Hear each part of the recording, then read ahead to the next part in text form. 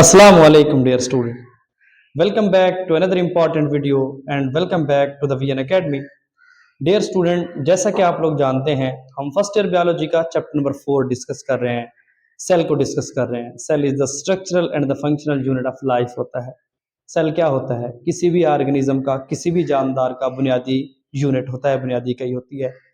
आज हम सेल का एक ऑर्गेनेली डिस्कस करने लगे हैं जो बहुत ही इंपॉर्टेंट टॉपिक है, वो है माइटोकॉन्ड्रिया, जिसको हम पावर हाउस ऑफ सेल भी कहते हैं। कि सेल के अंदर एनर्जी पैदा करने के जो मराकज़ हैं वो ये हैं कि माइटोकॉन्ड्रिया में होते हैं। सबसे पहले हमने जो डिस्कशन करनी है इसके मीनिंग को समझना है कि माइटो कहाँ से निकला है और कॉन्ड्रिया कहाँ से निकला है।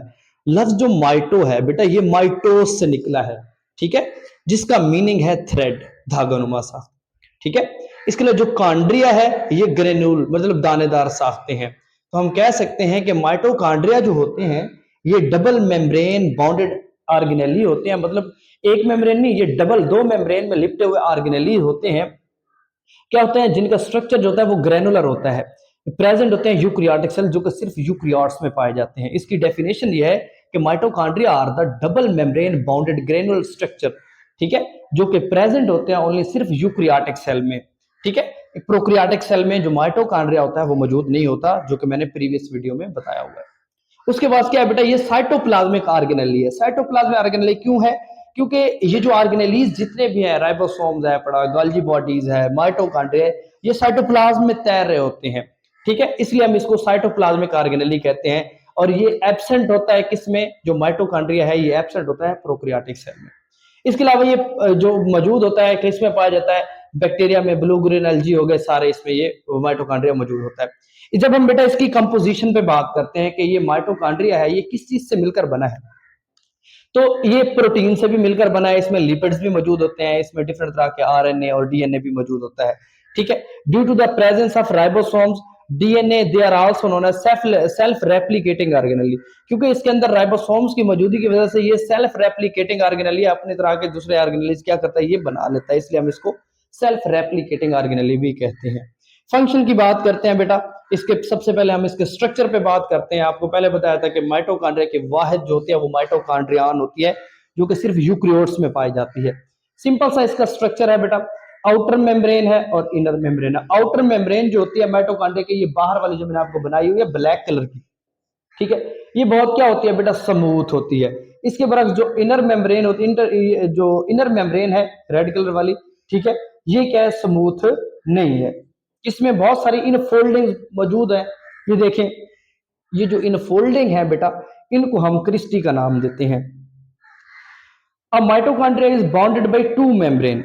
माइटोकॉन्ड्रिया एक्चुअली बाउंड होता है दो मेम्ब्रेन से। एक होती है बेटा इनर मेम्ब्रेन, एक होती है आउटर मेम्ब्रेन।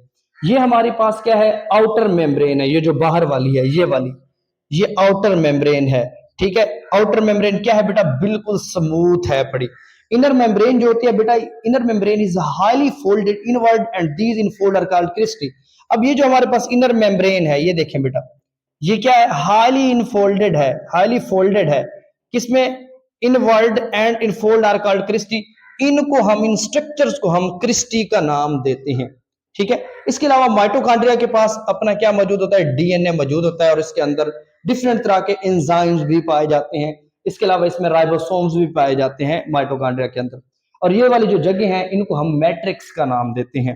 ये एक सिंपल सा उसका स्ट्रक्चर था माइटोकॉन्ड्रिया। सॉरी, ये मैं बताना भूल गया था।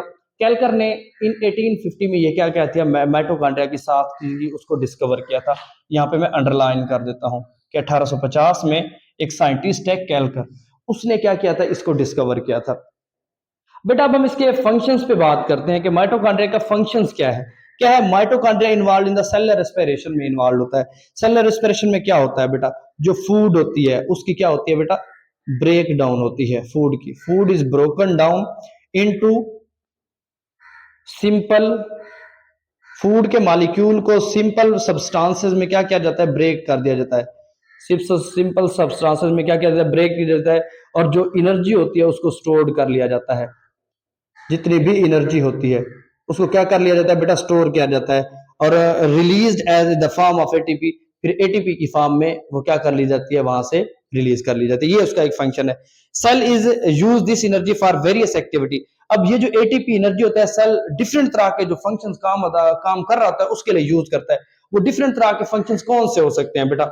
सो दैट इज वाई माइटोकॉन्ड्रिया अब डिफरेंट तरह के पर्पस के लिए काम कर रहा होता है। वो पूछ सकते हैं कि माइटोकॉन्ड्रिया को पावर हाउस ऑफ सेल क्यों कहते हैं? इसलिए कहते हैं क्योंकि ये जो एनर्जी रिलीज होती है सेल वो क्या करता है फर्दर पर्पस के लिए यूज कर लेता है, तो यूज करता है, उसको इस्तेमाल करता है। तो हम कह सकते हैं so that is why also called the mitochondria is also known as the power house of cell. Cell के अंदर क्या है एनर्जी पैदा करने के ये बहुत बड़े मकाम हैं।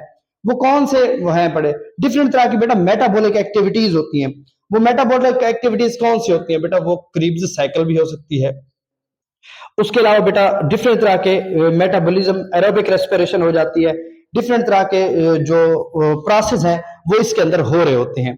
ठीक है, ये एक शॉर्ट सी वीडियो थी जिसमें मैंने पूरा ओवरव्यू बताया आपको कि माइटोकॉन्ड्रिया है वो डबल मेम्ब्रेन में बाउंडेड स्ट्रक्चर होते हैं जो कि सिर्फ यूकेरियोट्स में पाए जाते हैं। सिंपल उसका फंक्शन है कि ये पावर हाउस ऑफ सेल के तौर पर काम करता है। और इसके स्ट्रक्चर पे बाद जब हम बात करते हैं ये टू मेम्ब्रेन्स पर होती हैं, इनर और आउटर। इनर मेम्ब्रेन जो होती है ये इनफोल्ड होती है, वो जिसे हम क्रिस्टी कहते हैं। आउटर मेम्ब्रेन जो होती है वो स्मूथ होती है। इसमें डिफरेंट तरह के वो ऑर्गेनेल भी पाए जाते हैं जिनमें राइबोसोम पाया जाता है जो प्रोटीन की सिंथेसाइज के लिए काम करता है। और इसके अलावा जेनेटिक सिस्टम मतलब डीएनए भी मौजूद होते हैं। इंशाल्लाह मिलते हैं नेक्स्ट वीडियो में। अल्लाह हाफिज।